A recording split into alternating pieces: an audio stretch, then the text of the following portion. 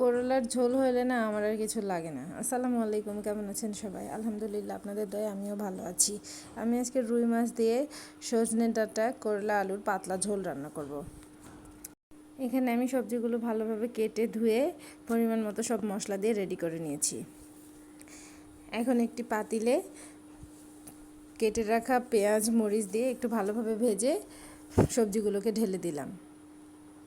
এখন এটাকে ভালোভাবে নেড়ে চেড়ে মশলাগুলো মিশিয়ে নেব।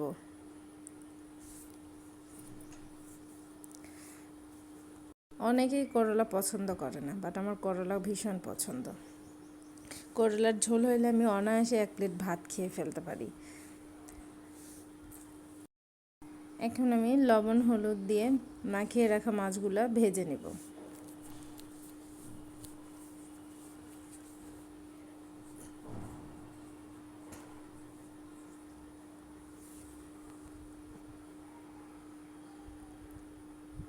এদিকে আবার তরকারিটা একটু ভালোভাবে ভেজে নিতে হবে।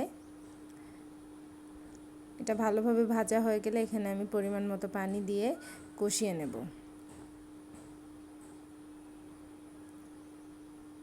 তরকারি কিন্তু কষানোতেই স্বাদ। আপনি যত ভালোভাবে কষাইতে পারবেন তরকারিটা খেতে ততই স্বাদ হবে, খেতে মজাদার হবে।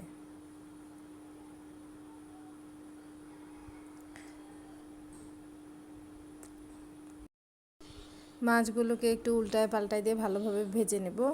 এদিকে আমার তরকারিটাও কষানো হয়ে যাচ্ছে।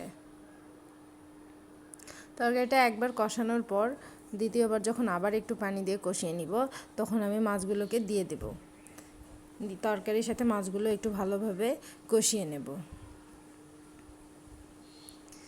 আপনারা কারা কারা পাতলা ঝোল পছন্দ করেন? আমার কিন্তু পাতলা ঝোল খেতেই ভালো লাগে। আমি কিন্তু তরকারিতে হলুদ কম খাই, এই জন্য আমার তরকারিটা দেখতে কিন্তু একটু সবুজ সবুজ লাগতেছে। আসলে আমার হলুদ বেশি আমার পছন্দ না, একটু সবুজ সবুজ দেখতে লাগবে সবজিগুলোকে, ওটাই আমার অনেক ভালো লাগে। আপনারা কে কীভাবে খান? আসলে যার যেভাবে খেতে ভালো লাগে সে তো সেভাবেই খাবে, তাই না? কেউ বা একটু হলুদ বেশি পছন্দ করে, আবার কেউ বা একটু কমই পছন্দ করে। অনেকে আবার তরকারিতে অতিরিক্ত হলুদ দিয়ে তরকারির কালারটাই অন্যরকম করে ফেলে, কিন্তু আসলে আমার একটু সবুজ সবুজ এরকমটাই পছন্দ। দেখুন আমার মাছ দিয়েও তরকারিটা কষানো হয়ে গেছে। এখন আমি পরিমাণ মতো ঝোল দিয়ে নিয়েছি। এখন ভালোভাবে একটা বলক তুলে নিব।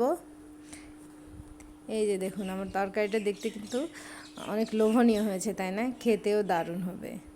আমার এরকম পাতলা ঝোল অনেক পছন্দ। আপনারা কারা কারা পাতলা ঝোল পছন্দ করেন অবশ্যই কমেন্ট করে জানাবেন। আল্লাহ হাফেজ।